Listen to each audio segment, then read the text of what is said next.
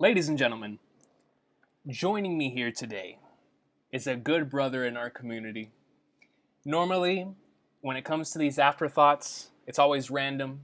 It'll either be me by myself rambling until the ends of the earth, or sometimes especially lately, we'll be doing the comments that we read from the incredible individuals here in our community. But today's a special day where I'm going to have an individual that I've been talking about the final saga with since we knew what the final saga was. A person that I've talked to in depth about Blackbeard, Dragon, Kid, Shanks, Luffy, well before Wano, well before Gear 5. We were like, man, how amazing is it going to be when One Piece is in its final stages? And it is my honor and my pleasure and a great privilege to have my good brother, the legend Mac, the GOAT of this flippin' thing, the individual who is the one half of the OG tag team partners, my boy Mac. How are you doing, my boy? Bro, I'm doing good, bro, Recon. That was an amazing intro. I can't lie. Maybe it was a little too good of an intro for me, I'm gonna keep it real, but I gotta say, guys, I gotta give flowers to Recon because, first of all, me and Recon have had so many discussions on One Piece. It's like, if we recorded all the discussions we had on One Piece, like it would be a One Piece library. Ohara, shout out to Ohara. But I do want to say this: Shout that out to Aura. Recon, I have to give flowers to him. He's one of the few people that have gotten me into a series and made me a diehard fan of a series. That was Gintama. Recon was one of the few people who have ever done that to me because anybody that knows me, I don't. It's really hard for me to like. If someone recommends me something, it's very hard for me to get into it. Like I like to get into things on my own. So when he recommended me Gintama, of course I was a little like. But then Recon got me into Gintama. It was one of the best decisions I ever made. And now we're here. We're not talking about Gintama. I know it's random. We're talking about One Piece, but I had to say that. It was in my head, so I had to say that, Recon, bro. Nah, dude, I truly do appreciate you. Those are some very kind words, and I'll never forget the both of us. Whenever, especially whenever you were catching up to Gintama, because bro, people don't know that was before the era of like reacting in terms of individuals catching up through reactions. So I was able to see your reactions to the Arc of Legend firsthand with stuff like Chapter 519, 520 for the Gintama greatness. So that was a great era and a great time. But man, just like with that incredible Gintama stuff, obviously we've had a lot of incredible One Piece discussions over the years. And actually, right before we started pressing recording on this, we were actually recording a video that's going to be going up on Mac's channel and in the intermission. So definitely go check out that video whenever it uploads over on Mac's channel, which we will leave in the description box down below. But in the middle of intermission, Mac asked me a question in regards to Kid. Now, if you guys don't know, the first Kid fan I ever met on YouTube Space is Mac. That was actually, I think it was, I don't remember if it was a profile picture you had at the time, but I always associated you with Kid because out of all the people in this community, you were the one that was so adamant on his potential and on what he could potentially do in the end game of the series as Luffy's rival. I remember the both of us would sit in calls and talk about the lines he would have with Luffy, with that he respected Luffy for being so adamant about him wanting to go after the One Piece. He felt the same way, and he was like, man, people are actually like that. Like they state that with all their fiber in their being, they believe it, and he really appreciated and respected that. And ever since that moment, I was like, man, Kid is gonna be that guy. And to know where we are right now, where he caught both his biggest W when taking out Big Mom, and maybe the biggest L in the entirety of One Piece with what happened with Shanks. I want to ask you firsthand, how do you feel about this current Kid scenario, Mac? Okay, before I answer your question, can I ask you a question? Is this a safe space for Kid fans? Yeah. Is this a safe space? Oh no, yeah, dude. This is a safe space for Kid fans. Just the same way this is a safe space for Law fans after what he just recently took.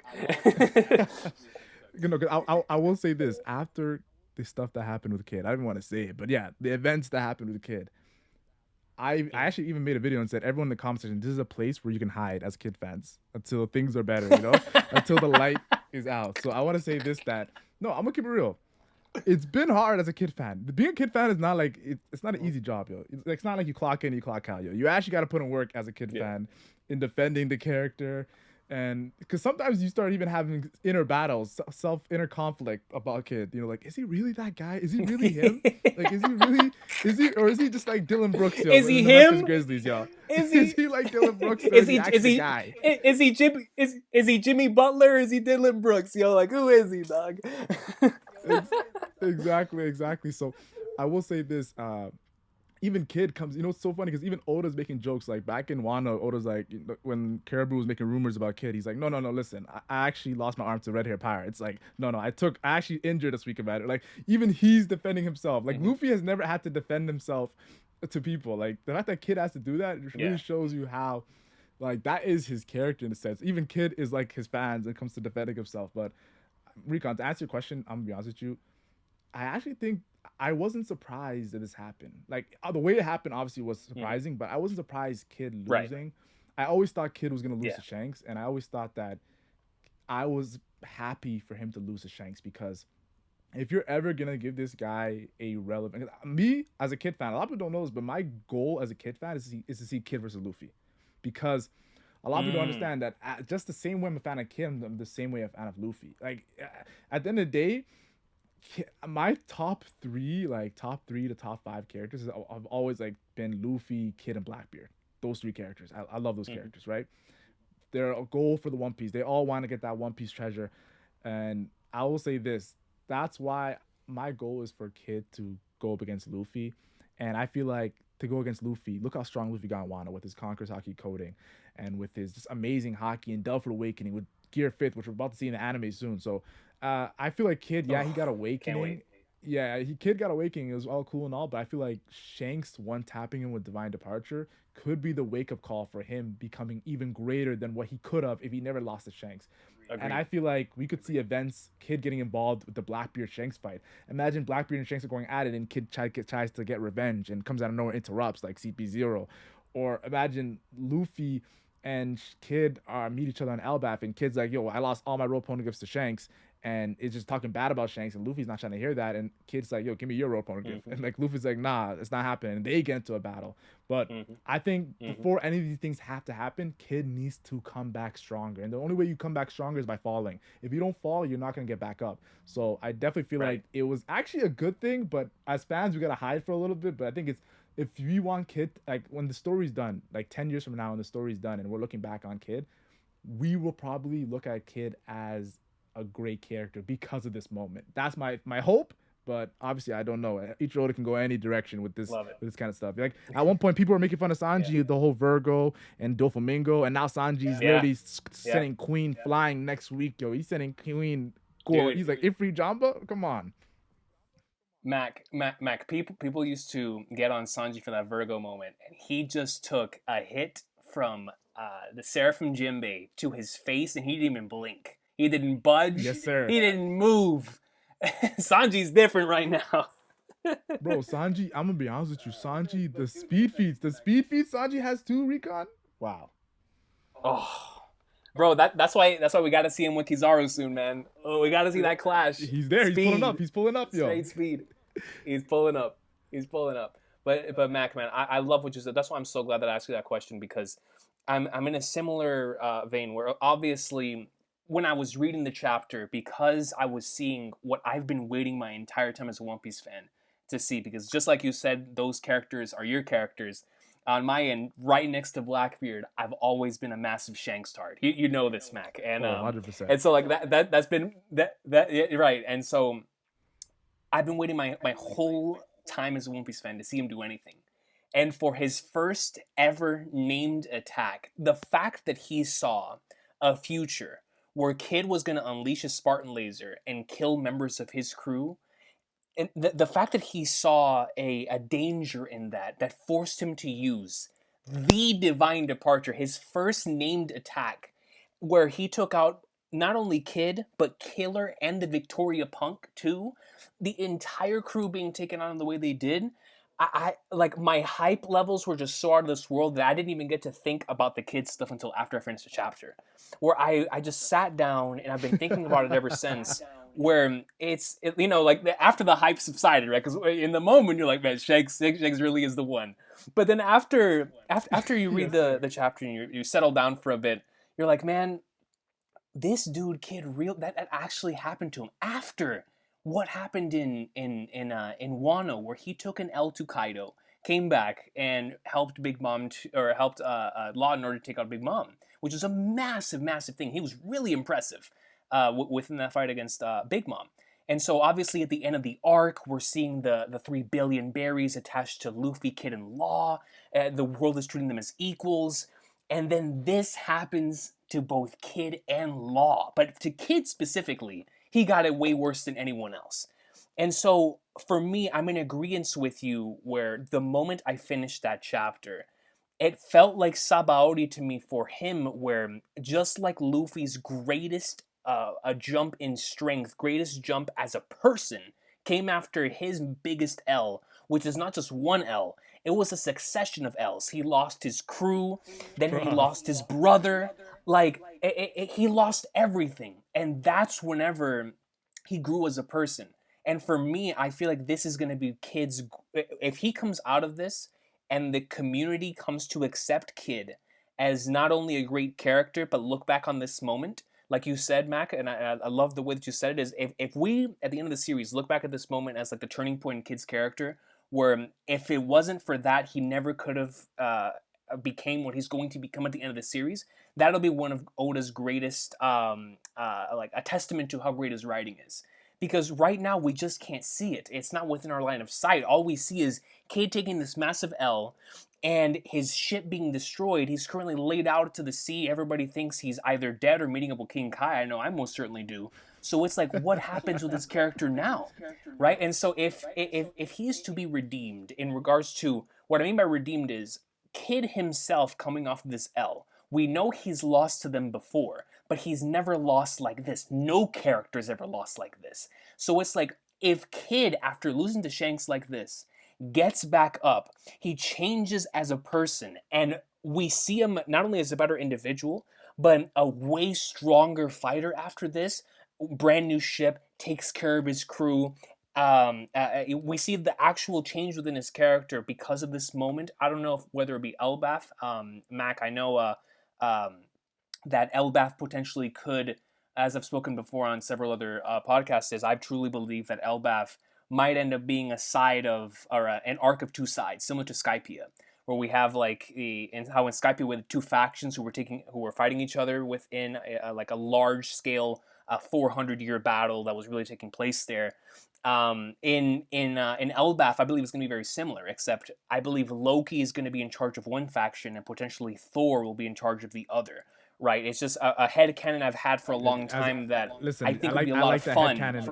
I like the head canon because I'm an MCU fan, so I like the head canon, yo.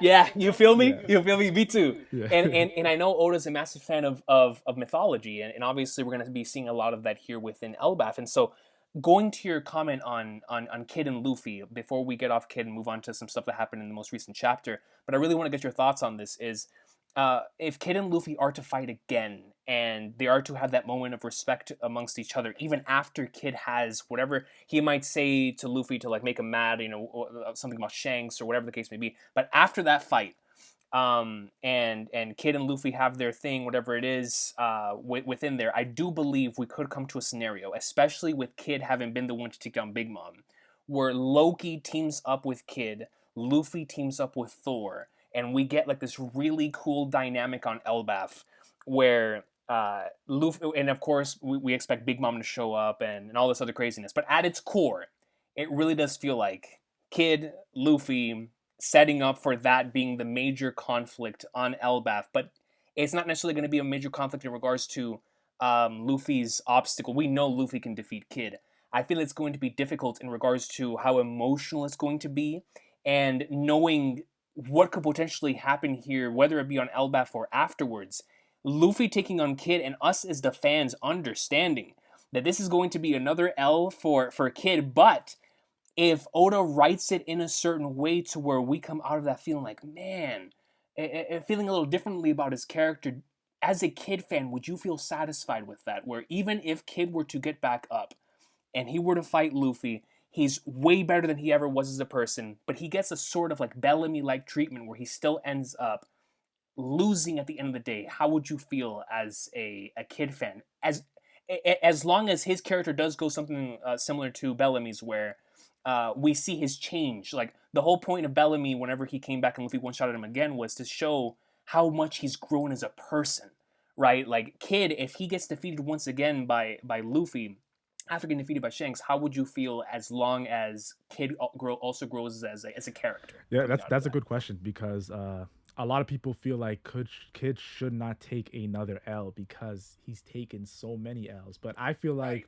it's not Right. the L's you take; it's who you're taking those L's to. And Yeah. we're talking about Kaido, Shanks, and now Luffy. Like you have to understand, Luffy. I think Luffy is actually the greatest. It's a better L than Kaido and Shanks because he's the future Pirate King. Everyone, Right. everyone that's lost to Luffy, whether it be Foxy or whether it be Doflamingo, when the story is said and done, they could say we lost to the Pirate King. We didn't lose Right. to a scrub, you know. So Right. I feel like Kid versus Luffy. People say, "Oh, we don't want to see Kid losing again." I think this is actually the time where you want to see Kid losing because it's not him losing; it's how he loses. Does he force Luffy to go all out? If Kid can Mm, force him to go all out, I think that's a really great fight. And it could. The thing is, what as fans, we love Rob Lucci versus Luffy. No one looks at Lucci and say, "Yo, you lost to Luffy." We look at it as that's one of the right. greatest fights in One Piece. The same way as Katakuri versus Luffy. So if Kid can bring us a Katakuri versus Luffy, a Lucci versus Luffy type fight, we will as characters. There'll be more fans for Kid than they had before. But I will say this: Agreed. one Agreed. thing that I really am, there's a different possibility I see happening too, which this is my head canon, Rika. I'm gonna bring you to my Okay. head canon's world right now. Okay. Okay. Talk to me. One thing we've seen is that Law just got defeated by Blackbeard on Winter Island, and we saw that Kid got defeated by Shanks on Elbaf, and we know that Blackbeard was waiting for Luffy, Kid, or Law, and we know Shanks was waiting for Blackbeard on Wano. Could we see a situation where Law and Beppo somehow run into the red hair pirates? And could we see a situation where Eustace Kid somehow run into the Blackbeard pirates? And Ooh. we all know Ooh. that Blackbeard and Shanks are on a train. They're both on two sea trains going straight at each other. And like I'm telling you guys right now, that there's no brakes on those sea trains. So I feel like we could see a situation where, especially with Buggy, last chapter, since we're talking about it, this is the afterthoughts about last chapter. Buggy is talking a big game about we don't have to beat Red Hair, Blackbeard, and Luffy. We just got to get to the One Piece first. Could we Right. see a battle royale on Laugh-Tale or on Rose or whatever it is, where Law is teaming up with Shanks to try to get his get back with Blackbeard, and Kid is teaming up with Blackbeard to try to get his get back with Shanks, and then Luffy and Buggy jump in there, and now it's just all hell breaks loose. We don't know what happens. Oda's just in his bag, yo. He's just cooking now. That That's could be a crazy crazy. scenario if Oda does that, and all these guys' stories be told like 100 years down the line by Brooke, Soul King Brooke, telling these stories about how you weren't. If you were there, it's kind of like God Valley on steroids. Yeah. If you were Right. there, Right. these guys, and we see a situation where, how to say this, we see maybe Kid screaming yo Law, or Law screaming Kid, like how Big Mom was screaming Kaido. I don't know what's gonna happen, yo, but there's Mm-hmm. so many different Mm-hmm. relationships Mm-hmm. and connections that these characters have and run-ins that they're all gonna like kind of get tangled up, and I think this is the perfect place to have it tangled up. I think Roadstar or Laughter. I think Yeah. Laughter could be even crazier. And I'll say this, yo. I'll say this, yo. I'm a Wow. Buggy fan, so if Buggy, Oh, if me too. if everyone is fighting and Buggy is like about to get the One Piece, and then I don't know where Luffy gets it before him, that'll be funny. That'll be very funny to me. That'll be a very comedic Dude. moment if Buggy's so Dude. close to getting the One Piece. Because every fan, like, imagine Oda leaves a cliffhanger of Buggy seeing the treasure, One Piece treasure. That'll be just funny. Everyone's That's like, very Oda. That's very are Oda. we That's are we very about to see Oda. Buggy? Is he actually about to do? Is this madman about to do it? Make Buggy the Pirate King? But yeah, as a fan, I see that that's even a crazy scenario. But the thing is, if that happens, how do I get the Luffy Kid? Because I want to see Luffy Kid. I want to see Luffy Kid, and honestly, I want to see Yeah. Law versus Kid and Luffy too. I want to see these worst generation, these top generations all fight each other. Kind of how like Roger fought all these guys back Yeah. in the days, and like Roger fought Whitebeard and he Right. fought Garp so many times. Because I want to see Luffy versus Kobe too. So these new generations, I want to see them battle, but we all know that Two Piece might come out, and we might have to see it in Two Piece. So who knows, yo? Yep. Facts. As a matter of fact, Mac. Speaking of like Two Piece and the Elbaf stuff, when I saw the character that was with Shanks, the guy, the one that represented the Vicky the Viking, stuff in chapter 1076, whenever Kid was pulling up on him, I was like, yo, that's the Two Piece main character, is the Kid, like Bro, the 100%. Grand Fleet, Shanks Grand But Fleet had me laughing, yo. They were funny, yo. I have to be honest. cra- craziest Grand Fleet in the series is Shanks's I'm Grand just Fleet. happy that none of them were hurt in the uh, kid Al. Facts, facts. Yep. But a great transition. How you just started talking about Buggy. I'd like to bring up a comment from Jamran. Jamran writes in and says, "I love getting into the reason Buggy feels how he feels about Shanks, being he was his brother and revealing that he let go of his dream because he believed his brother could achieve it for the both of them and would have helped him to do it. Then felt not only did his brother give up on his own dream, but his dream too. It was really great stuff." And I agree with Jamron, and I want to get your thoughts on the most recent chapter, of course, Mac, but on Buggy, because I haven't spoken to you since Buggy became an emperor, and I feel like this is one of Oda's craziest, only something he could pull off. This is his Akira Toriyama version of Hercule, right? Where he was hyping up that character the entire time, and that is his version of this with Buggy. Except I believe Oda has gone above and beyond with creating a character that so much of the fandom has come to love and appreciate. And this most recent chapter characterized them in ways that none of us could have ever anticipated. So, potential for Buggy, thoughts on the most recent chapter, and your overall excitement for what's about to take place with Buggy's Well, character. I feel like Oda's doing this, like Oda making Buggy a Yonko, because he made him a warlord after the time skip, and then he made him a Yonko, and now he's talking Pirate King talks. I feel like Buggy pre time skip wasn't really like a pivotal character. Like, we didn't see Buggy during Skypiea. We didn't see him during a lot of the arcs. Like we saw him during the East Blue. He was pivotal in the East Mm-hmm. Blue, and he was pivotal in the War saga, right? But in between that, a lot of times we looked at as Usopp as that Buggy character, where Soge King and like. But I feel like Oda trying to is gonna stop doing that for Usopp. I feel like Usopp is gonna start becoming legitimized because we're gonna get Von Naga versus Yasop soon, and we know Van Naga Yasop's already confirmed as one of the top Yonka commanders. So if and everyone knows that Van Naga versus Yasop for the story, Van Naga should be Yasop if the Blackbeard Pirates do make it past the Red Hair Pirates, right? Yeah. Yep. That's a hypothetical. We don't know if it's gonna happen or not. But if that happens, and Yasop, everyone knows Yasop's gonna have to fight Van Naga, who's a top young commander. I mean, not Yasop. Usopp's gonna have to fight Van Naga. So I feel like Usopp getting unlocking Haki and Dressrosa, he's slowly gonna start being legitimized as not just a joke, but he's actually putting his words where his mouth is, and he's actually done it in the past too. Like Usopp actually has put his words, his where he's actually surprised us, and after the time skip, he got stronger and everything. He's trying to get stronger. Buggy, I think, is Oda's Hercule. You're right. I'm gonna be honest with you. I think he's Hercule, and Buggy's gonna have some like he has Mihawk and Crocodile carrying him to the top. We're gonna see some funny stuff with Buggy, but the fact that he brought up Dragon Ball Z, don't forget Majin Buu was also his sidekick partner. So can we see a situation where Weevil is like, Bobbity was like kind of looks like Miss Balkins could be the Bobbity character. So we could see Weevil actually join Buggy. Wait, Can we see it? wait, Mac. The reason why I like your idea is because you know how they're hunting Marines right now, right? Could you imagine a scenario where we have Mihawk with Crocodile and Buggy pulling up? I don't know if it's on accident because everything's a lucky coincidence with Buggy, but they just come across Green Bull, who is carrying Weevil on his ship, and Mihawk destroys Green Bull. Buggy takes the credit, and now they have Weevil under them. I love that idea. I think that is an awesome idea.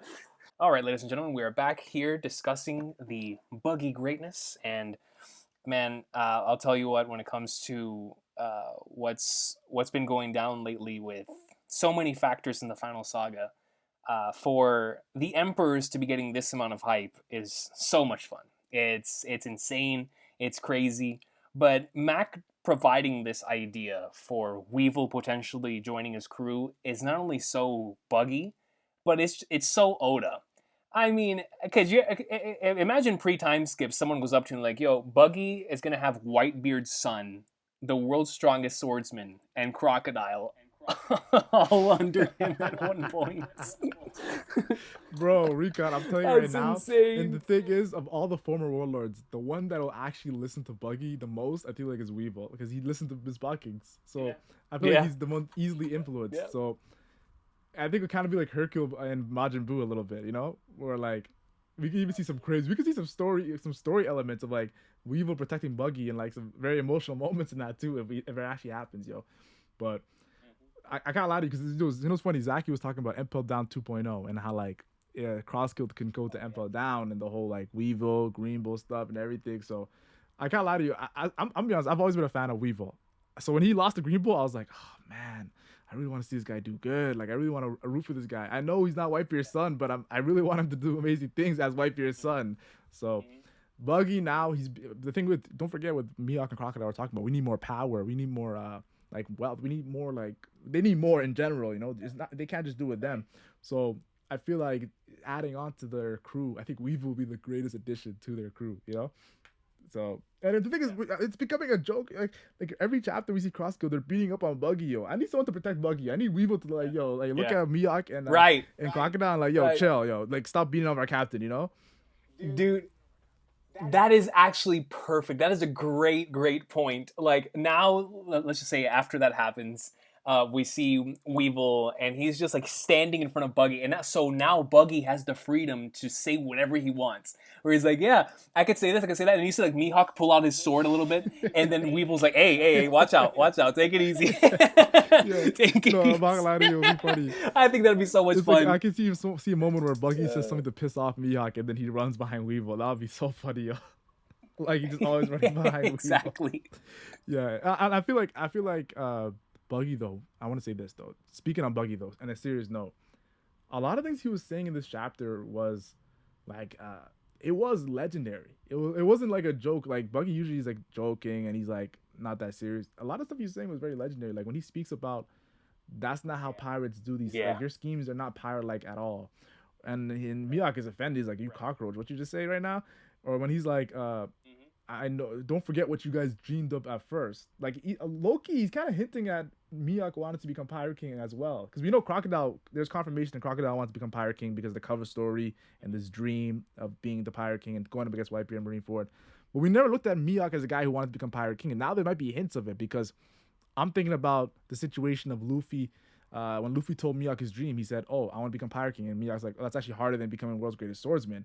Or when Miyake seen Whitebeard and said, "Let's see the distance between us and him." Or Miyake even at Roger's execution, and Roger carried. Don't forget, all the legendary swordsmen back in the day carried a sword, like of the Pirate King crew. We saw Roger, we saw Rayleigh, we saw the Samurai, Kuzuki Yoda. They all were swordsmen. So it's not far fetched to think that Miyake wanted to become the Pirate King, and he's so impressed of Luffy's ability to bring people around him. And Miyake's kind of like that proud loner. He's like that Yeah. proud loner. He likes to be to himself and whatnot. So definitely want to say this chapter has so many interesting concepts, and you talked about it too with the whole Shanks and Buggy and how Buggy wanted Shanks to be him. Like he wanted Shanks to be that guy, and he was so mad that he wouldn't follow Roger's footsteps.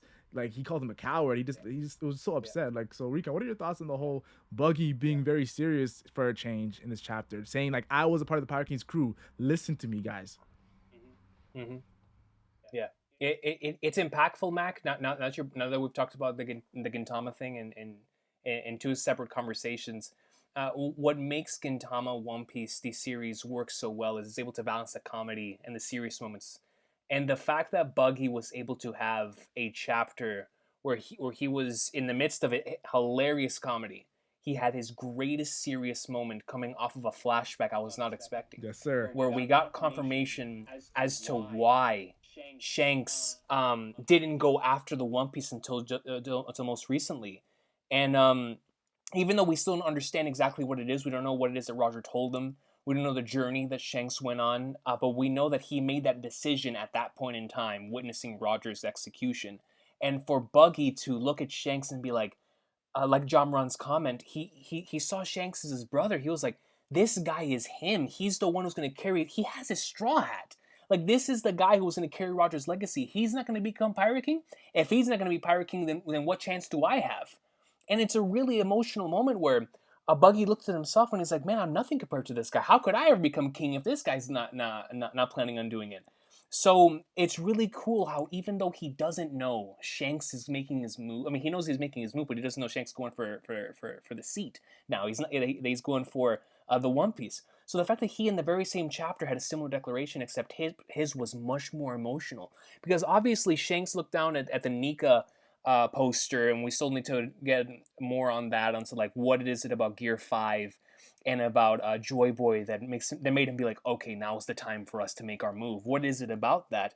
Um, we still don't really understand. But for Buggy and this chapter, now that I have you here, Mac, and I know we're big fans, both of us, of Jaya, of Luffy and Blackbeard's speech. This felt like the People's Dreams Never End speech, Buggy edition, where now we got Blackbeard's motivation back in chapter 225. We understand exactly what Blackbeard's all about. We've known Luffy since chapter 1, and we've understood Shanks as a character from chapter 1. The one character that has always been just as dangerous as Luffy, with his ability to bring people together, but hasn't had the ambition of someone like a Luffy, is Buggy. And to know that even this entire time he was searching for Davy Jones' treasure, and he had his own goals, his own dreams that he had. But now in this chapter, he said, "I don't screw all of that. I'm going back to my roots, my real dream, what I wanted to do. I wanted to make it to Laugh Tale and I wasn't able to because I got sick. It's my fault that Shanks and I did not go to Laugh Tale with Roger. I'm gonna make up for that by going to Laugh Tale myself, and I'm not gonna let the world's strongest swordsman and Sir Crocodile stop me from achieving my dream. This is the one thing that I have to my name, and no one's gonna take this from me." He picks up the Denden Mushi and tells every single person, knowing this is a Buggy who's terrified. So much so, when he saw his ship having his face on it, immediately thought of like Mihawk and Crocodile are gonna kill me. But in that moment, he didn't think about Mihawk or Crocodile. He didn't think about Shanks. He said, "This is me. My dream and what I want to do is I want to be the king of the pirates. I want to have a shot at going after the One Piece too." And Mihawk is like, "Man, do you expect us to go after Shanks, Blackbeard, and Luffy?" Which, when he said that, I almost teared up thinking about the fact that Luffy is now in the same. Mihawk treats Luffy like he treats Shanks. That is so fire to me, man. Like, Luffy's now seen in the same light as like the world's greatest Crazy. pirates, and so when Mihawk said that, it legit got to me. But when Buggy was asked, like, "Oh, you supposed to fight us?" He's like, "No, I'm gonna do it my own way." And when he said that, like, "No, we could just run away, make it there in our own way," I love that so much, Mac, because what we saw in chapter 1080 in 1079 is that Shanks has his own pirate code that no one else can mess with. Kid attempted to mess with it, and he messed up Kid as a process. As a result of the process, we know Luffy's sense of justice is a root of Shanks, but he also developed his own sense of piracy and his own pirate code. We understand Blackbeard's pirate code based on chapter 225 and on what he told Kuzan is the foundation of all the individuals' agendas on his ship. But in chapter 1082, we finally got that from Buggy's perspective. This is the foundation of Buggy's journey to becoming the potential king of the pirates, and why he's going to involve himself in a race that's so dangerous. The same individual who refused to get involved with somebody like a Magellan because he was too dangerous, refused himself to attempt to fight with someone like a Mihawk or a Crocodile. He said, "No, man, I've had enough of this. I'm gonna go for the title of Pirate King no matter what anyone says, because I deserve an opportunity to do this too." And it was really emotional coming from him because, just like you said with Usopp, how weak Buggy is. But it's that weakness that's going to be his biggest strength, because no one else is going to be willing to do whatever it takes compared to a Buggy, where Blackbeard obviously is the biggest opportunist, where he will do anything and everything to even cross his own pirate code in order to achieve what he wants to achieve. In Buggy's case, he's going to prioritize survival to the point where he genuinely has a chance, while everybody else is fighting. While Mihawk is fighting, let's just say potential scenario, Mihawk fighting Zoro, Luffy fighting Blackbeard, everything's popping off on Laugh-Tale. Buggy's like, he makes himself inside to the ancient kingdom and goes for the One Piece. That is a Buggy thing. He understands that. And so, because of that, I find what was said in this chapter and the characterization of Buggy, and I actually have a comment here that was brilliant. If you'll let me, Mac. It was, man, it was a great comment. Where is Give me a second while I While you're find looking this at it, right I here. will say this: while you look for that Uh, comment, yeah. uh, Buggy, I like how you're calling back Blackbeard saying a man's dream never dies because Buggy's waking up. He's like, wait, my dream is not done. It's not finished. I can still become Pirate King. Like I like how he's having that moment too. Nice. He's having that realization. Red Hair's move. Red Hair's on the move, guys. Like he's just worried and like we're on the same level. Me and Shanks on the same level finally because he's never been on that level of Shanks. He's always known that, but now he has the opportunity of a lifetime. So yeah, so I thought I would say that while you look for the comment. Yeah, no, dude, you're absolutely right. You're absolutely right. And so I have a comment right here from Gold Slash that I find to be very interesting, and I want to get your thoughts on this, Mac, because it goes in line with the Usopp and Buggy thing. So Gold Slash says, "Yo, coach, the boys all showed up." Talking about this most recent chapter. Hype piece, starting five: Sabo, Dragon, Ivankov, Crocodile, Buggy, and Mihawk as the Phantom Six Man. Shout out to Kuroko no Basket. And then he says, they didn't show up like how I thought, but seeing all of them in the chapter aside nonetheless. Sabo revealing Emu to Dragon is a great reason to have the Revs mobilized. Pete Goat Raw on fire. He goes on to say, it's crazy to find out Buggy believed Shanks was God King just like all of us. I said it before, but I would really like to see S Clown with Buggy as a way he can fulfill his dream, his true potential, a true rival for Shanks. What if somehow S Clown has Ace, which is Roger's sword? Then following that up, he says, "What do you think it's possible? Law Beppo, Kid Killer, Law Beppo, and Kid and Killer will team up and form a new crew." This is going on to what you were talking about earlier, Mac. They worked together before, maybe a similar idea to Dory and Brogy being co-captains, or like how Crocodile was trying to team up with Mihawk. So before I get into the last part of the comment, what do you think about those two in regards to the S Clown potentially joining Buggy down the line? Actually, now imagine a scenario like this before you answer, Mac. Imagine the S Clown actually being the nastiest Seraphim, where he is like Buggy, but he's Buggy to like his max potential, right? Like he's just like the filthiest unit in the verse. So, what do you think about S Clown potentially joining Buggy, as well as that Law Beppo, Kid and Killer potentially forming like their own Well, little I'm gonna cross be honest guild? with you. S Clown joining Buggy would be very, very hyped for Buggy because he just gets stronger. If there's a strong person joining Buggy, I get hyped. But I think what would even be more funnier is if Buggy interacts with S Clown and gets in a fight with him, and realizes this guy's the same guy as me in kid version, but 10 times stronger than me. That'd be so funny because, like, that's a seraphim. Like, we saw the damage that like Zoro couldn't even damage King when he had his flames on. Like, that's how strong these like Lunarians are. So the seraphims are based on that. We see Luffy and Lucci struggling. The last time we saw Luffy and Lucci, it's been so long, but they were struggling against the seraphim. Not like crazy struggling, but more so it's showing that the seraphim are not like you can't just walk like over them. They're not easy. So to see that, if it, I think it'd be funny to see Buggy actually fight a seraphim and his own seraphim at that. That'd be very funny. But obviously, I still Buggy getting strong. I'm always a fan for. I'm always gonna be a fan of S Clown joining Buggy. That'll be hype to me always. Yeah.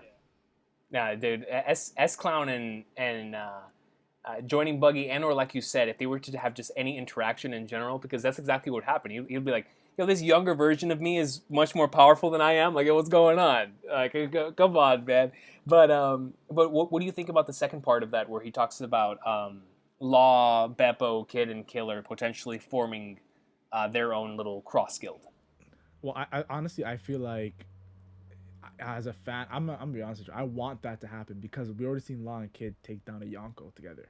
So Mm-hmm. to see we already know that they fought together and they've done amazing things together. So if they're gonna take down a character like Miyok mentioned, red hair, Blackbeard, or even Straw Hat Luffy, and it was hype to see Straw Hat Luffy in the mention with those two legends. Yeah, dude. So Mm-hmm. if we're gonna see them do it again, they've done it before with Big Mom. They took on a legendary character in Big Mom, so they could for the end story team up. The only problem with that is that I feel like Kid and Law, like they're always arguing. Like they could team up for a Right. short period of time, but I don't know if they can do it for a Right. very long period of time Right. because Right. that, in a sense, is let's be honest, that in a sense is saying, yeah, we needed help, but Luffy can do it on his own, and they are rivals to Luffy at the end of the day. You know, so a lot of Mm-hmm. people forget that Law and Kid are still rivals of Luffy. Yeah, they're rivals to each other and they work together, but they look at Luffy as like we want to be better than Luffy. So that's why I feel like you can't really as a fan, I think it makes sense too. You know, the funny thing is, Recon, it makes sense. Kid and Law joined together makes sense, but Yeah. I feel like for their characters, like I don't know what it is, but I feel like it would be kind of weird if they teamed up and Luffy didn't. Trust me, Like, yeah, I understand. I'm in the same line of thought as you, where I I love seeing characters team up, but because of the way they've been portrayed, where like if they are to team up, I need them to be like still in charge of their own crews, right? Where a Kid has his own vision, Law has his own vision, Luffy has his own vision, but they and I mean Law is a straw hat first and foremost, but exactly, exactly. the three the three amigos need to have like their own vision where they just happen to be on the same page for whatever is in front of them. Like I'm in the same line of thought, even though I really enjoy the idea the Gold Slash is presenting for. Because we don't know what's going to happen with the crews now. The Polar Tang and the Victoria Punk have been destroyed. Both crews have been taken out of the race, at least for right now. For them to come back together would be a formidable threat, considering that these were the same two individuals that got Big Mom out of Onigashima. But at the same time, like you said, they have their own agendas and goals and dreams, which is why I think in just as interesting scenario as that is what you brought up earlier, where Kid and Law end up joining with another alliance and or faction that is aligned with their interests, like a Law and a Shanks and or a Blackbeard and a Kid, which would be a very interesting scenario there too. And you have to understand too that like we've seen already jokes flying when it comes to like when Luffy became Yonko, Kid ran there and tried to defeat him. Like you're Yonko, like I'm Yeah, trying to defeat you, like. Yeah. Or like the situation of when Zoro's like, "Nice to see you, Kabuzo," and then he's like, "Yo, listen, I didn't have my Punishers. I was nerfed. Like that wasn't me fighting." Like so, we already see a rivalry forming a little bit. The only problem is that Kid and Killer are not seeming up to par to Luffy and Zoro right now because Luffy and Zoro have done so many amazing things, right? But I feel like I could see Luffy and Kid teaming up. Actually, that's the crazy part because of Elbaf. I could see a situation where they actually team up. Both if they do not fight, they could team up. It wouldn't be a happy team up, but think about it. We've seen Law and team up with Luffy already. We've seen Law team up with Kid already. Law doesn't have to team up with any of them because he already teamed up with them twice. The Wano and before Wano just Rosa, he teamed up with Luffy. We have never seen Luffy and Kid team up. That's the dynamic we've never seen like officially. We've seen the rooftop, but I mean like just them two teaming up, kind of like how we've seen what right. Law has done with them. So I think and and the jokes that Kid was making fun of Law for teaming up for Luffy. It was like your new captain. Like he was making jokes about that in the rooftop. Yeah. So I feel like it'll be funny to see Law make jokes like that to Kid if Kid teams up with Luffy and like during Elbaf and has like newspaper. Oh, Kid and Luffy are teaming up. You know that'll be funny. Yeah. Yeah, no, bro, I'm right there with you, and I think that's something that that really fascinates me. That you bring that up about Luffy and Kid having never teamed up before outside of like the rooftop. Is we know, like you talked about with Mihawk and bringing up what Luffy's greatest power is. The main reason Luffy's been able to win a majority of these fights throughout the course of the series is because he's willing to depend on other people, and other people, of course, are willing to help him out, no matter the cause. He just happens to even when it came to like Brule and Whole Cake Island, right? Like, yeah, outside of individuals' wills or however the case may be, even Katakuri, injuring himself out of the case with Flampe, it's like he has this power to, because of the way that he is, for individuals to either want to stand with him and or want to give him a fair, like, even though they're pirates, they still want to see it through to the end, like fairly and stuff.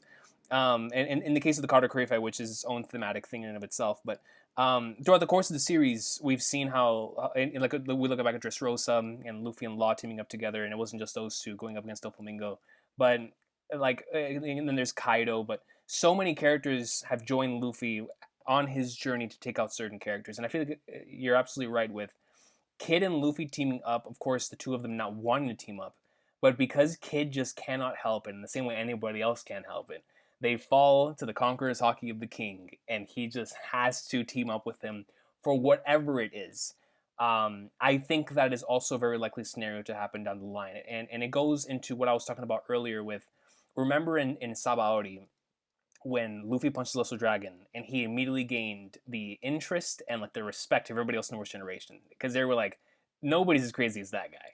Like we're crazy, nobody's crazy enough to punch the Celestial Dragon. And I feel like from that moment on, everybody else in the Worst Generation kind of like looked at Luffy a little different because he was willing to do things that nobody else was willing to do. And ever since Kid said what he said about about the One Piece, seeing himself as an equal, that's why it's always difficult for me to see the two of them teaming up. But after this L, uh, if it is all to serve both characters, I would love to see a team up between the two of them just to take on one opponent.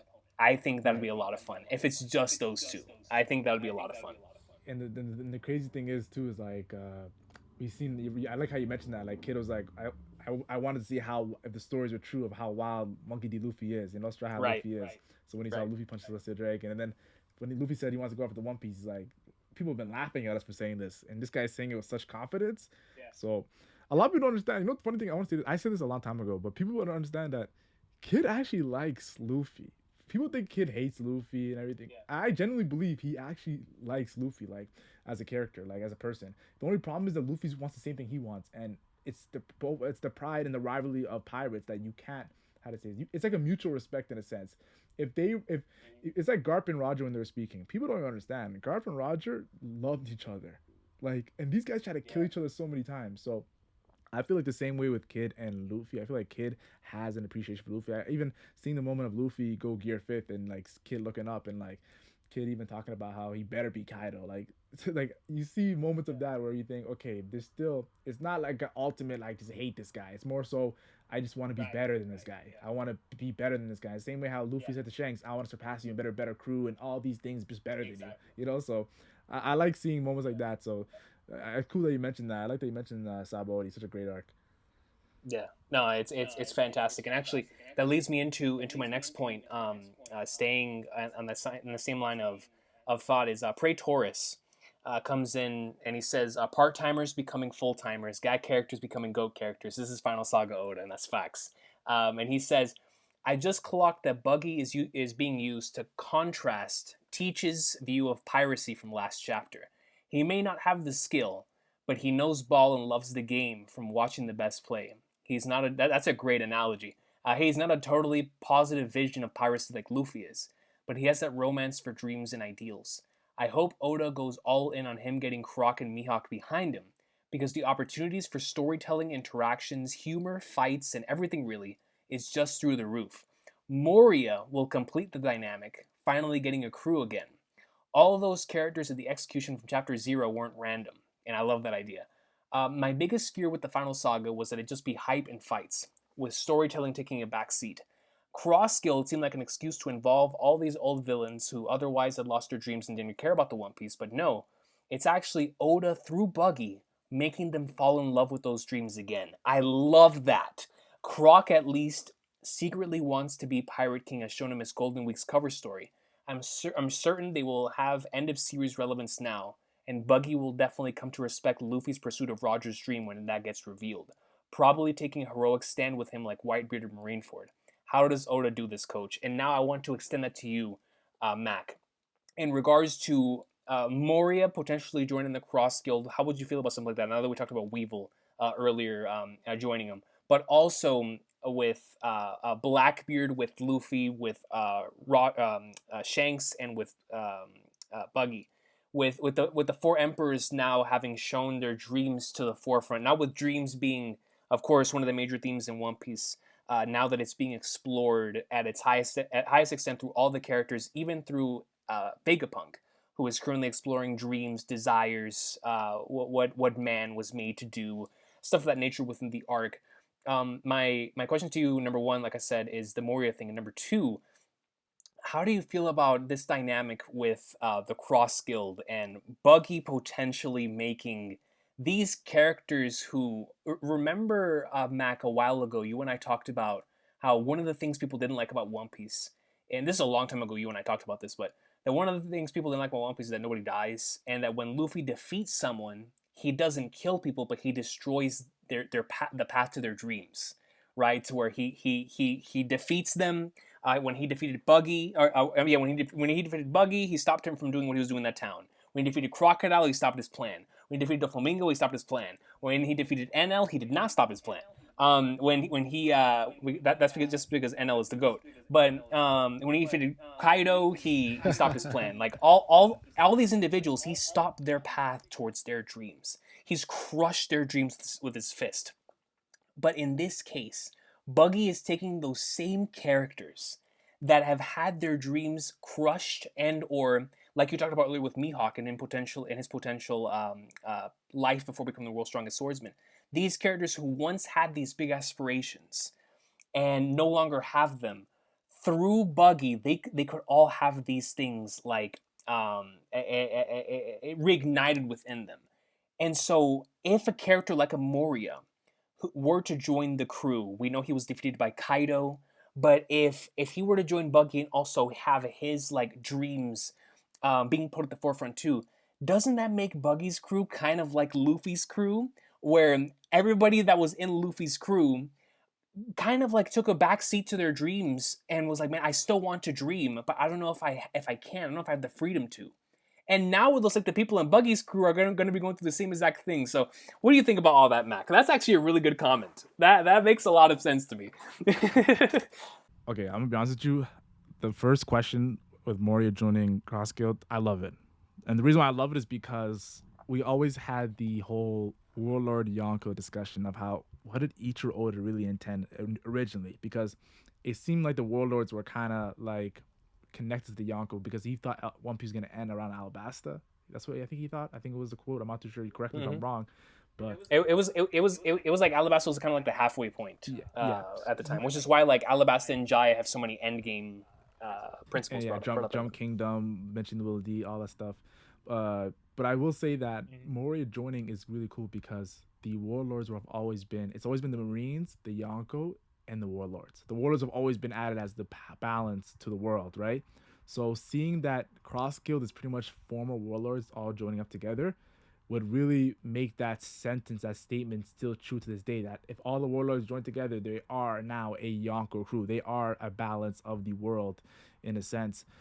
So Moria joining would be cool, and I feel like I'm gonna be honest with you, Moria he's getting a lot of respect post time skip. I thought he would fold and just join Blackbeard, but he got locked up. He did not respect Blackbeard taking out Absalom. So Moria definitely is standing on business, yo. I like that he's standing on business. He's not letting things fly, and he wanted to smoke with Blackbeard, Yonko. He pulled up on Blackbeard solo dolo, and now I'm seeing Perona come to save Moria. I just love what we're seeing with this character Moria. It's like such a crazy 180 from what we saw pre time skip, where Moria was okay. I don't care. I have zombies. I don't need a crew. Now he's pulling up for a crew member in Absalom. He has a crew member coming out of nowhere to save him in Perona. What Kaido took away from him, he's getting back ever since he lost to Luffy. So Yes, I feel like that's poetic right. and how Oda is tying that together. So seeing Moria join Crosskill as a fan, I'm gonna be honest with you, I'm a fan of Moria, yo, and that amazing laugh. So I don't mind Moria Yeah. joining Cross Guild. The second That part is a of great laugh. the second part of the question. Can you remind me of the second part of the question? Because I forgot. What was the second part of the question? Yeah, no, it's just what do you think about this idea that Buggy's crew is going to be utilized for Buggy reigniting the passion and the love for chasing their dreams within the crew, like within Mihawk, within Crocodile, if Moria joins, like just reigniting their passions, kind of like similarly the way that Luffy did for his crew. Okay, I feel like that's really good because what we seen him do in the last chapter, he pretty much tells them like, don't forget where you guys became pirates, and he is reminding just even the fodder pirates. I respect that he's reminding the guys who've been locked up in Impel Down, who pretty much they have, like you said, Recon, they lost their dream. Like losing your dream is worse than actually dying in the One Piece world. So yeah, so it's cool seeing him do that, and I'm gonna be honest with you. I think his words could have even affected Crocodile and Milok a little bit. People feel like Milok and Crocodile are not affected by Buggy's words. I feel like they know Buggy. The fact that he said that is so courageous because they could kill him right there in that moment for saying that, for saying talking down on them, for disrespecting them. But whenever someone does that to someone that's above them, you know they have no fear in what you do to them. Their word is gonna stand, and whatever you do, and pretty much it's like going up against a higher power in a sense that control things. Because Miyake and Crocodile do control things in the behind the scenes, behind the curtains when it comes to Cross Guild. So I like how Ichiro is getting very deep when it comes to those kind of concepts he's doing right now. So yeah, I think Buggy can definitely reignite a lot of people's dreams. Like imagine seeing, because don't forget, if we see Moria, Doflamingo, Mihawk, Crocodile. They have something that they have all in common. They were all at Roger's execution. To see them under Pirate Yes. King Buggy, I have to give him the Pirate King status, yo. Yep. To see him and Buggy Yep. was there too. They all share that in common. They're all there at the Yep. execution. I think that would be a treat to see. Yep. And I've always been a fan of Mihawk helping out Shanks against Blackbeard. Seeing a Mihawk shitty the rain. I've always been a fan of that. Yep. I'm gonna be honest with you. Me too. I mean, It, I've it always been a fan too. yeah, and in Shit of the Ring getting the invisible fruit made me even more of a fan of that because now we have the whole cutting nothings to cut everything, and now he is nothing, and being Yeah. invisible is literally being nothing. So imagine there's so Yeah. many different concepts we could see, and what I'm trying to go with is that Cross Skill can actually help out the Red Hair Pirates in a battle with the Blackbeard Pirates. We're gonna see a lot of people pick and choose sides. So when that end goal of trying to get the One Piece, Hmm. people are gonna be picking and choosing sides, and they say what Doflamingo said at Marine Ford, whatever side wins is the truth. So whatever side you pick, make your bed and lie in it in a sense. So if there'd be a situation where maybe Kid chooses Blackbeard's side in that war, and not saying that he's gonna join Blackbeard, but more so they're gonna be on the same agenda, the same area of code of when it comes to what they plan. If they lose, they'll be on the wrong side of history. So I think Cross Guild and Red Hair Pirates will be on the right side of history, and I think Cross Guild is they're at the end of the day, the Red Hair Pirates and Cross Guild, they have one thing in common: their connection to Luffy is so strong. People don't even understand that Mihawk traveled all the way to that spooky island. We don't know if that island looks like God Valley, where Shanks was chilling on there with his crew. People don't think it looks like God Valley. There's theories about that. Mihawk pulled all the way to Shanks just to show a Luffy bounty poster, a 30 million Luffy bounty poster. This is the pirate you told me about, right? That means that Luffy affected Mihawk the same way that Zoro affected Mihawk. So to see Mihawk travel all the way to Mary Joa's, and everyone's shocked, like, why are you here for this meeting? You never come to any of the meetings. No, there's some pirates I hear you guys talking about. So Mihawk's connection to Straw Hat, and not him saying his name, you really want us to go against Straw Hat? The people don't understand that Mihawk respects Straw Hat to a high level, and the same goes for Luffy. Luffy respects Mihawk too. Like, he did not want to fight Mihawk at Marine Ford Road. We never see Luffy do that. He's like, yo, this guy's too strong. I just want to get by him. I don't want to fight him. So definitely want to say Cross Guild has some strong connection to Luffy. Crocodile lost to Luffy. Mihawk is impressed by Luffy, and Buggy also lost to Luffy and worked together with Crocodile in Impel Down. So definitely want to say that Cross Guild has strong connections to Luffy, so I think they're gonna be on the right side of history. So even like a lot of people, Recon, I don't know if you have seen a lot of people been calling Mihawk a fraud lately for the statements he made and how Buggy was kind of pressing him a little bit. Yep. But I'm gonna be honest with you, I don't see. Yep. I don't think this chapter has anything to do with power scaling. I think anything this chapter has to do with No, me neither. Mihawk's character. I think Mihawk's character looks amazing Right. because of the mystery of what Me too. happened in his past. So I feel like there's so many 100%. times where people try to look at power scaling. If they actually take the blinders off and look past that, they can see how amazing Ichiro Oda is gonna do some certain characters. Dude, Mac, on that same line of thought, there is someone who said it so brilliantly. So Keon YT leaves an incredible comment. I'm going to read the first half here because it's the Mihawk section because it is so good. I think 1082 adds to an interesting bit of characterization around Mihawk. He's always portrayed as this lone wolf who doesn't need anyone else and who gets by on his own strength. But interestingly, when Zoro approached him to receive training, he seemed to acknowledge that the one thing he respects more than a man pursuing his own strength is a man dedicated to growing stronger for his friend. And finally, in this chapter, and in most of the Cross Guild chapters in general, what is it that allows Buggy to keep getting W's and edgewise over Mihawk and Crocodile? It's his ability to persuade and lead others to want to follow him almost despite himself. And that's exactly the skill that Luffy portrayed in Marineford that Mihawk himself recognized as the world's strongest ability. What I'm trying to get here at is that as strong as Mihawk is, he seems to have a certain weakness to characters who have the natural charisma to bring others to their side, and in doing so, embody One Piece's ideals of friendship, cruise, and Nakama. The most poignant example of this is how Oda positions himself as a foil to Shanks, perhaps the most charismatic leader of men in One Piece. I think his fight with Zoro will 100% be a duel. Oda won't make him lose to the power of friendship, but I do think Oda will find a way to show that the reason why Zoro prevails is because he built his strength out of loyalty to Luffy and wasn't a lone wolf like Mihawk. I think that is a phenomenal comment. What do you think about that comment, Mac?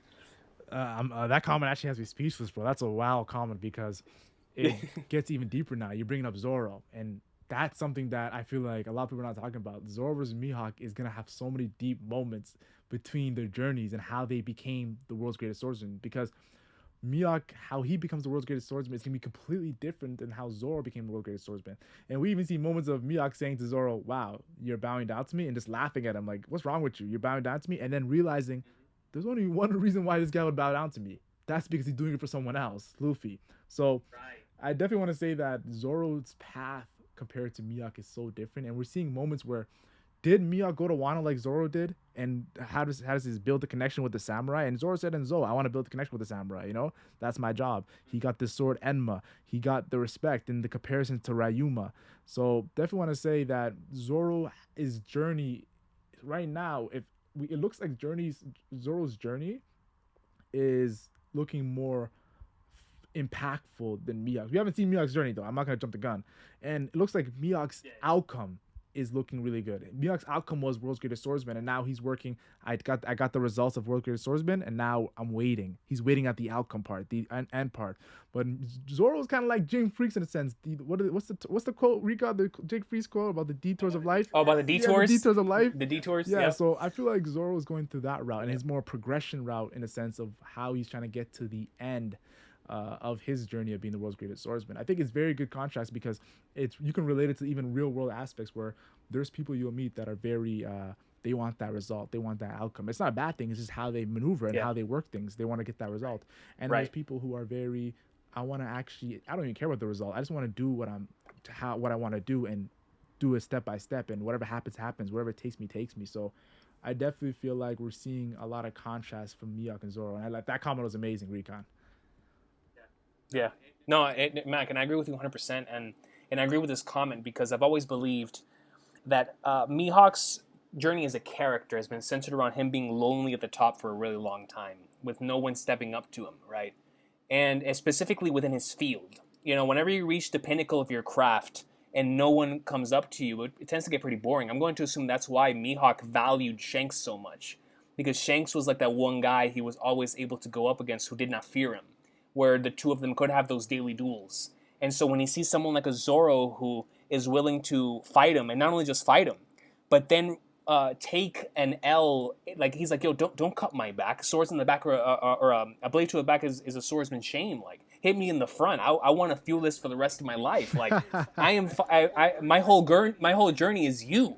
Like, you don't understand. I'm here to face you. I don't fear you. I'm gonna surpass you. And I think Mihawk found so much greatness in that he was like, man, I really hope you grow up to be this incredible individual. Like he really does feel like someone who is inspired by ambitious individuals. That's why Luffy touched him so much. And like you said, the reason why he went to go travel to Shanks to show him his bounty poster. But the one thing in that comment that I love is something I've been talking about for a long time, which is Zoro and Mihawk's fight, and the reason why Zoro has three blades to begin with. Though I don't think Oda had this in mind from the very beginning. I do think somewhere along the way in the journey, I think the reason why he gave Zoro three swords is because they're going to represent a different part of Zoro and a different reason why he's going to defeat Mihawk's lone blade. I think Mihawk's lone blade Yoru, just one blade, is the greatest blade ever. Like, it is that is untouchable. Mihawk with that one sword cannot lose to anyone else with one sword in regards to his craft. However, when facing someone who has three blades, and those three blades all mean something different, as we saw in the King fight, where one of the swords meant something, which is why he couldn't let it fall, and he would think about his time with Kuina and his flashback and his backstory. Another sword represented the one that he picked up back in Oaktown, so it represents the journey that he's had with the Straw Hats, with Luffy, what he's protecting. And then there's the one in Wano that he received in Enma. This represents the ancestry, the Ryuma, swordsmanship as a whole, his loyalty to the game. It's like the three blades represent everything that separates Zoro from Mihawk, whereas Mihawk is solely dedicated to becoming the pinnacle of his craft. Zoro's doing this so his name could reach the heavens for Kuina, for Luffy, and for the respect of the game. So it's like his level of ambition might even supersede Mihawk's because there's more people involved. It's like that's the reason why three blades are going to end up being greater than one, even if that one has never been touched. And so I've always found that to be the what's going to be the most beautiful part about that Mihawk versus Zoro duel. Outside of the incredible swordsmanship skill, outside of the insane amount of like crazy action sequences we're going to see, I think it's going to be the main message of that fight, which is what you were alluding to, Mac, in regards to the way that Zoro's journey is going to be different compared to Mihawk's journey. Yeah, honestly, I feel like even that element of the three blades is so interesting because one thing about Zoro, when it comes to Zoro and the One Piece story, I don't even think of him having three blades because he uses it so naturally, right? So, you touching on that, I just started to realize Zoro has three blades compared to Mihawk's one. And the contrast is really amazing because when you see Zoro doesn't just use three blades, he actually goes from one blade to two blade to three blade. He's very multifaceted in that sense, and he knows. We see even moments in, like you mentioned, the rooftop where like he tells Law, "Yo, get me up there, Law." Like Zoro is a team player. He's not just a 1v1 guy. He's able to work with others. Like remember Ennie's lobby when he had Usopp as one of his swords? That was probably some amazing moment right Yeah, there. So I feel like yeah, what you mentioned, the three blades, that definitely was a light bulb to my head. Like yo, actually, that's actually crazy abstract of Zoro. I mean not Zoro, I mean Ichiro Oda to do Zoro versus yeah, Mihawk. I think that's very abstract of him in the fight of looking deep past swords themselves. And don't forget, Zoro's looked like the what is it called? The God Sword, the Ryuma. That's how he looks like. So very yeah, interesting, and it makes you yeah. even think too. Can Zoro not just have one black blade? Could he have three black blades? Which would be wild. Which is unheard Yeah, of. this is just wild. Yeah, yeah. Yeah, no, I love that. Well, have you here, Mac. I want to respect your time, and we'll getting off the buggy stuff. I'm really curious on your thoughts on the insanity that is going to be the conclusion of this, or not the conclusion necessarily because it's gonna conclude at the end of the series, but the continuation of this incredible Dragon and Sabo plotline with Emu. I just I want to get your thoughts on not only Sabo getting out of Lucia, out of the situation alive, taking the people that were there, seeing him in this chapter, but also what he's about to tell Dragon. What are your thoughts on what he's about to tell Dragon, the importance of that for the overall story, and what do you personally want to see in regards to that flashback that we're going to get with Sabo talking about his experiences in the Reverie? Well, I think the Reverie arc is probably some of the greatest fiction of One Piece we've seen, like piece of fiction of One Piece we've seen in the entire story, and it's so short. So getting more Reverie stuff, like in a flashback form, and we know Ichiro Oda always does his flashback like it's on steroids. Flashbacks are One Piece on steroids when it comes to Ichiro Oda. So we're gonna see amazing stuff in there, Mm-hmm. and I feel like Yeah. we're looking at Sabo. People are looking at this guy as a Flame Emperor, but we don't know why. We don't know why Saw was a flame emperor. We know why, but we haven't seen it with our own Right. eyes. And I always say confirmation is everything, right? So Sabo about to retell the story of the other side of the Reverie arc and King Cobra's involvement and Vivi's involvement. And of course Imsama having the posters. People don't even understand. Imsama had Luffy and Blackbeard's posters cut up. He didn't have Shanks' poster, he didn't have Kaido or Big Mom. He had Luffy and Blackbeard's posters cut up. Willa D. So and then you look at also that whole facet of Shirahoshi and Vivi. Vivi, of course, being should have been Vivi should be a celestial dragon, but Alabasta Kingdom said, "Nah, we're not gonna join you guys." Shirahoshi is an ancient weapon. She's an ancient weapon like that is connected to the ancient kingdom. Imsama is connected to the ancient kingdom. So I do want to say that Sabo. Also want to say this. I don't like to talk about power scaling a lot, but I will say that Sabo is stronger than we think, because people have to understand that I remember when Sabo first got his Delver ability, the Mare no Mi, and he's fighting like the Marines, he's fighting Bastille, he's fighting Maynard, he's fighting Fujitora. He's like, yeah, you guys are not going past here for Luffy, right? And he tells them, no, they're fighting him, and he's dodging, and he's like, why am I dodging? I'm a Logia now. I don't need to dodge. So I always felt like that right there shows you how much of a fighter Sabo. You've seen Garp right now recently and Shanks. These guys have no Duffur power. And Kaido even said it. Roger ruled with no Duffur power. Sabo went to the New World with no Duffur ability, and then he got a Duffur ability. So it really makes me think Sabo is the epitome of fighting on both sides of the spectrum. He fought with the no, the hockey based fighters, and he's fighting with the Delphi based fighters, and he's going up against. I think there might be an interaction between Sabo and Imson. We might see in that flashback that might shock everybody. Honestly, yo, yeah. And the thing is, always remember this, yo. Whenever Zoro does something amazing, it only hypes up Mihawk as the world's greatest swordsman. So whenever Sabo does some crazy stuff, it only hypes up Dragon as a character, and his whole fighting style is based on Dragon, the claws and whatnot. So I definitely feel like we're about to see some crazy stuff with Dragon and Sabo. That's just gonna have us like mind blown, honestly. I do want to say this. This is off topic recon, but I do want to say this. A lot of people are like, "Yo, we haven't seen Luffy in a long time," and a lot of people are like, "Yo, it's actually a good thing. We haven't seen. We always get Luffy all the time. You know what's crazy? We get Luffy all the time, but I still miss the guy. I still miss Luffy. I'm gonna keep it real with you. If I don't see Luffy for 3, 4 chapters, I still want to see that guy in action. You know, so I feel like the most hyped thing is the Egghead incident recon. What do you think? You? I think that's the most hyped thing. Yes. Yes, and that was actually going to be the final thing I was going to ask you. So I'm so glad that you transitioned into that, because the final thing I wanted to ask you before the end of the afterthoughts is the Egghead incident. Considering going back to a comment that I had up earlier for the last few chapters, it was by Chase. Let me pull it up here, because it's like, man, the stuff we're getting right now is so insane.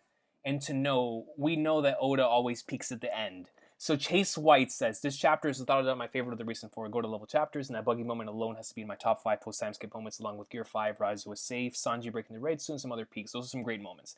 Final Saga Oda is really in Jimmy Bucket's playoff form right now. It's honestly crazy. So with Chase White saying that, and him spitting there with all that greatness, we are in the middle of one of the greatest stretches in the entire story. Of course, the final saga is going in, Egghead Island's going crazy, but like you said, we haven't seen our Straw Hats in a few chapters. As a matter of fact, since the Shanks chapter, ever since the narrator came in at the end of 1078, we have had Shanks insanity, Garp insanity, Blackbeard insanity, and now Buggy craziness. These are not outside of Kuzan and Garp being a part of the Marines. The other 3 chapters or I'm sorry, the other 3 aspects of those chapters are dedicated to the emperors of the verse. The only remaining emperor is the main character of the series. The other 3 have gotten incredible moments leading into this. With Oda specifically placing these chapters before the culmination of Egghead, before the end of the major incident, an incident that the narrator's saying is going to be on the same level, if not surpassing, the God Valley incident, which we know is the craziest incident in the entire story. What's going to happen when we get back to Egghead Island with Luffy, with whoever's pulling up, with Calorie and Devon, with Lafitte, or whoever's pulling up Blackbeard's ship, with the game of Among Us that's happening with the Vegapunks, with Saint J. Garcia Saturn and Kizaru pulling up with the 100 ships.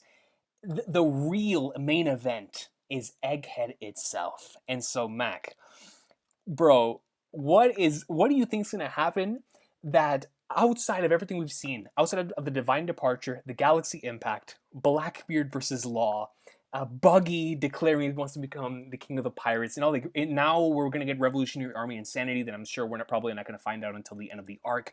What is going to happen on Egghead that is going to supersede that? What do you think is going to happen here in the final stretch of Egghead Island, bro? I'm gonna keep it real with you. I've been saying this for months. And I'm not gonna back down from what I was saying. Is might sound controversial, but I think we're about to get a crazy reveal of more than 3 ancient weapons. Like, honestly, and I think there's actually an ancient weapon on their way. I think it's Saturn, yo, because the whole name thing, yo, like Saturn, that we've seen Neptune, not Neptune, but Neptune is the king, of course, of Fishman Island, right? Then we have the whole situation of Shirahoshi is Poseidon. We have Uranus. We have, of course, we have Pluton. It's all these planet-based, name-based, and of course Greek gods and all that. They're all based off that, right? So we have Saturn coming. Why is Saturn coming? Why of now? Not Marineford, like not any of the, not Wano. Why do you come to Egghead Island? Is it because Joy Boy's back? Is that did your scar was you were you scarred by Joy Boy in the Ancient Kingdom? Who knows? But I feel like the only like, what's gonna shock us. We have an admiral coming. We have a Blackbeard ship coming. We have CP0 there. We have the Vegapunk whole Vegapunk twist and all that twists and turns. We have the Seraphims. There's so much hype things. But one thing Ichiro loves to do is not. It's like he likes to break our ankles, yo. He likes to give us the AI to Michael Jordan, yo. Let's keep Right. it real, yo. So I feel Yep. like one way to Yep. break our ankles is having a reveal while also having destruction. Like, let's be honest, Joe. When we saw that Lelouch Kingdom get destroyed, we were like jaws to the ground. We're like, what the hell was that? And if we get another moment of that with Saturn doing it, like Saturn does something, and it's something different too. Like the thing we have to understand is that ancient people don't understand the ancient weapons. Pluton is said to be like some sort of ship that like just destroys everything, right? And then we have the situation of Shirahoshi has these Sea Kings. That's what our ancient weapon is, the Sea Kings. I think Saturn is gonna have a power that we have never seen in the One Piece story. Like that's just different, unique, and Oda loves unique and differentness. And I think it's all the combination of Luffy. How to say this? Luffy going up against an ancient weapon, and there's only one person I feel like can go against an ancient weapon. That's Joy Boy. You know, so that yeah, that's I'm not gonna lie. It's a lot of headcanon. It's a lot of I'm gonna be honest with you. It's not really like factual based. I have no even logic to what I'm saying. But for some reason I feel like it has to be whatever Oda does has to be like something I can't even think of. And that's something that I like I had to think outside the box right here. Like something crazy. But Recon, I want to hear what you think. I've never heard that. Yeah, Yeah, no, dude, that is awesome. Like I yeah. yo, let me tell you something, Mac. That is that is Recon, actually really Recon. really cool because And we're yeah, gonna see yeah. Saturn just pull up and just say Saturn and just like a Dio Brando moment, yo. Oh Like a shoot. Zoardo moment, yo. Oh shoot. That would be crazy, yo. Dude, that yo, now that you bring that up, I kind of want this. Like, so leading into this, right? Obviously, I was not thinking about the possibility he could be an ancient weapon. I was thinking that Saturn, just like that, it was going to be a name potentially associated with the rest of the Gorosei, where they're all going to have like different names for planets. So we're going to see like a Mars and a Venus, right? And Imu Sama potentially having the title of Earth. So I was sticking with that headcanon scenario throughout this. But what you're telling me is Garcia Saturn specifically himself could have, if not, it could be, if not officially being declared an ancient weapon, but have something unique to himself that comes from the Void Century that technically makes him an ancient weapon. I think Yes, that is a very fascinating scenario and something because that Recon, don't forget how interesting would it be? Recon, don't Yeah. forget Yep. the whole Buster call, like 5 vice admirals, 5 Gorosei members, Mm-hmm. like O'Hara. I don't know what it is, but I feel like a lot of the things that the Mm, Marines are based off of is what the Gorosei did during the Void Century. Maybe I'm tripping too much, and I'm thinking the that's Ancient Kingdom lost, dude. and No. The Gorosei might have won Yeah. if they're from the Void Century, they won. So, how? They won. Yeah, Yeah, they won. if You're you could absolutely tie right. an Hey, IMSA, dude.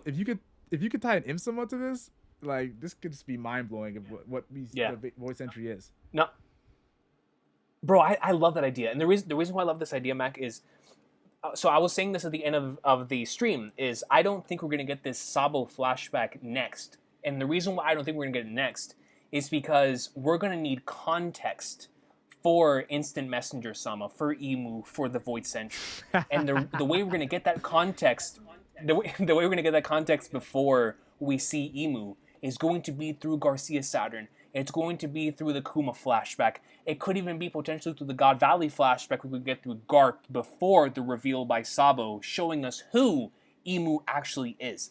And so, with that in mind, and with what you're saying, my dream scenario of what's happening here on Egghead is Luffy, even though he's tired, being faced with a member of the Gorosei who, of course, he's not going to know who this person is, he's not going to care. But Kizaru potentially being held up by Zoro and Sanji. Everything's already in chaos anyway. They're fighting the Seraphims. Some of them are losing to the Seraphims. It's a very difficult fight. So adding the battleships and an admiral and a member of the Gorosei here is going to be like, okay, what are we going to prioritize? And for me, it really does feel like Kizaru is going to take second to a Sanji Garcia Saturn who's going to want to see an emperor himself. And especially since this emperor is the one dude no one wanted to awaken. And so, my dream scenario has always been Saturn showcases something that none of us in the series have ever seen before, similar to Shanks using Divine Departure, similar to Garp using the Galaxy Impact. St. J. Garcia Saturn will allow us to see not only how insanely powerful the Gorosei potentially are, but also what they're capable of. So when we see him display something we've never seen before, like you said, potentially like of ancient weapon levels of catastrophic DC to it, it's like, wait a minute. Then you follow that up with Luffy realizing the threat. The only thing he can do is go back into Gear 5. When he enters Gear 5, what St. J. Garcia Saturn says after that, to me, is going to be the most interesting conversation in the entire series up to that point.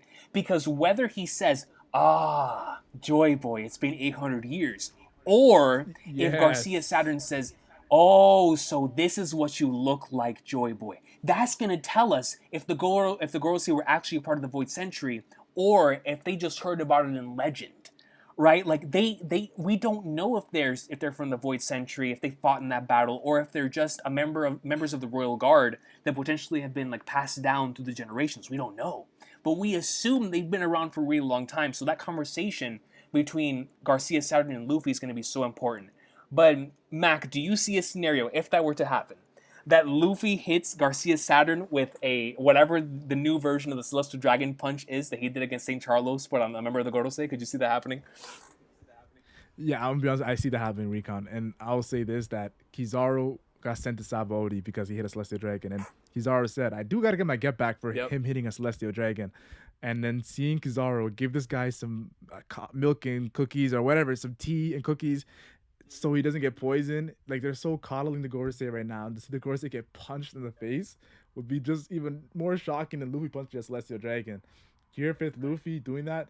So I definitely feel like there's a lot of Void Century ties, and we're seeing that with Dragon and Vegapunk flashback, the O'Hara, Saul. Like Yep. we're seeing so much Yep. ties to the The Void robot, the Century. Iron Giant. The Iron Giant Mm-hmm. 200 years ago climbing the red line. Like there's so many Kuma climbing the red line right now. So there's Yep. so many things being tied to the Void Century. I think the ultimate combination of that is Saturn and Luffy have to confront each other. And we already know that Lucci is now teaming up with the Straw Hat Pirates, so that kind of ended that, you know. So I do feel like it's Kizaru and Saturn versus Luffy, Zoro, Sanji. That's how I'm seeing it right now. Like it's the Monster Trio versus these two guys. That's gonna be peak fiction, bro. Like that. That's gonna be crazy. I can't wait. It's gonna be wild, bro. So yeah, Oh that's my man. thoughts right there. Yeah, no, I love it. I love it, Mac. And you know, Egghead has been so good so far, as you just touched upon.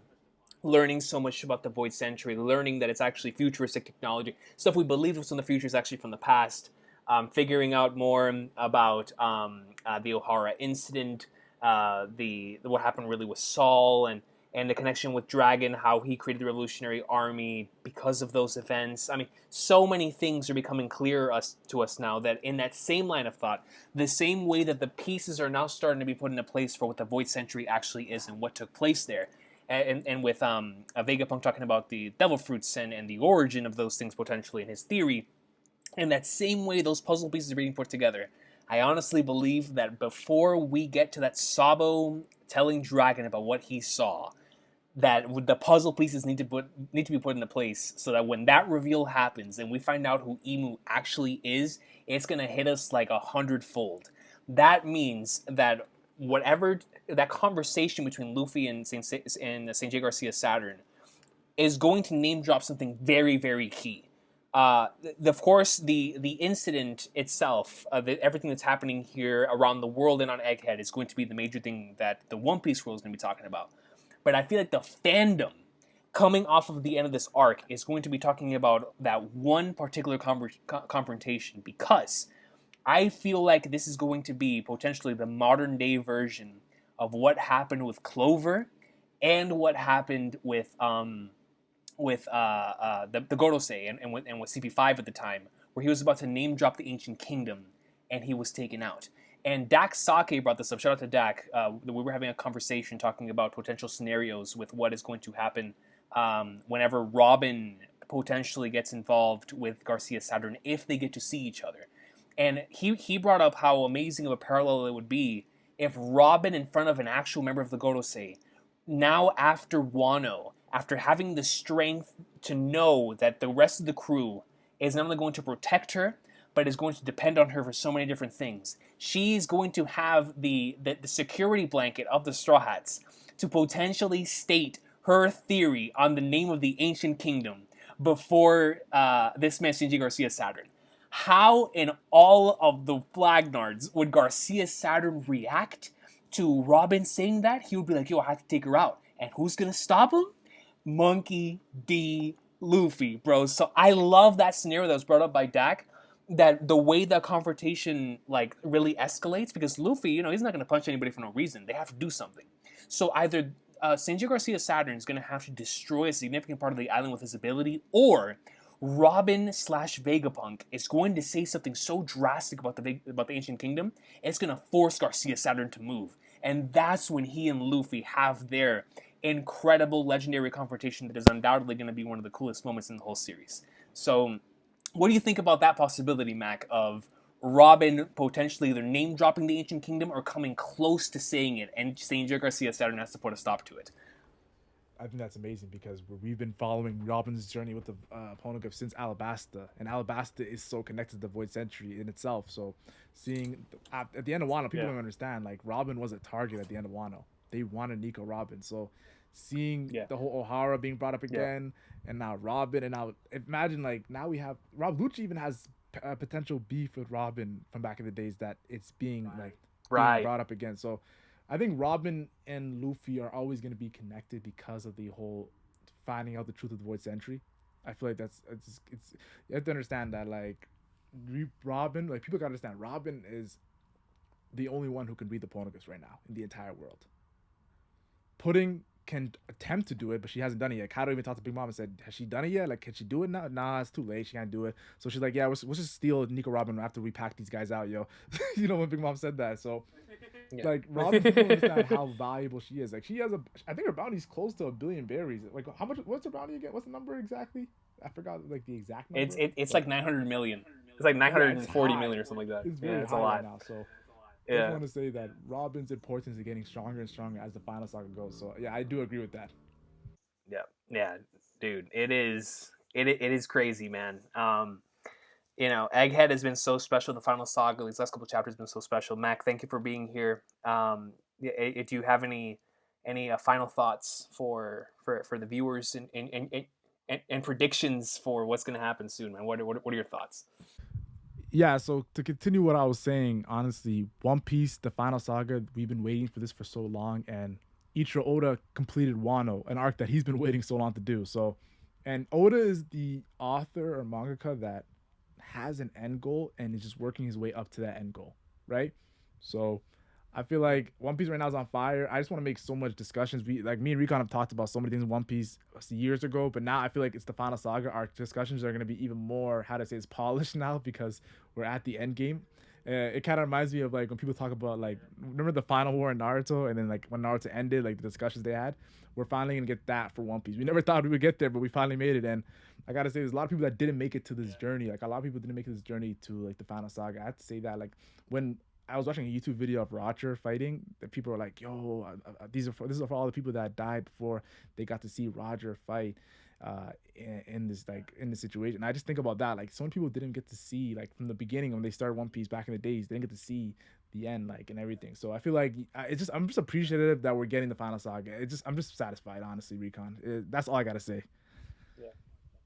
Yeah, that very well said. And I couldn't agree with you more. I've seen those comments too, and I remember I talked about that myself. I got extremely emotional during the Shanks chapter because that moment for me was like that Roger moment where I had been waiting the entire series to see Roger's flashback, and that's why that portion of Wano is so special to me. Because just seeing him, seeing Whitebeard interacting, seeing him reach to One Piece, those are really emotional chapters.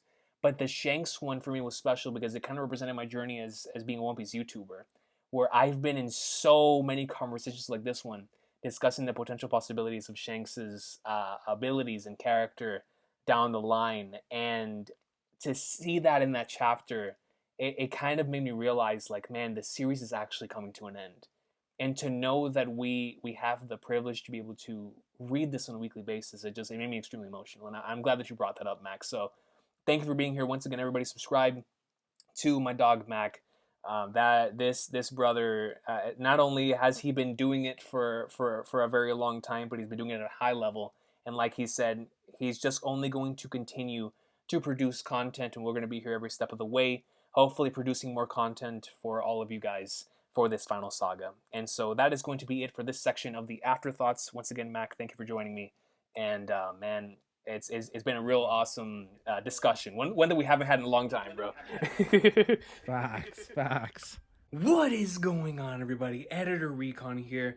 Wanted to apologize. We weren't able to get to as many questions as I wanted to. The discussion was flowing. Didn't want to interrupt the flow by putting in comments at certain key points. So I apologize. I'm still new at how to guide collaborations and stuff. So bear with me. There might be a few issues, technical difficulties, if you will, just because I'm still new to the collaboration game on my side. Obviously, I've done collaborations on other channels, but as far as me like guiding my own collaboration and stuff, I'm still pretty new at that. So please bear with me.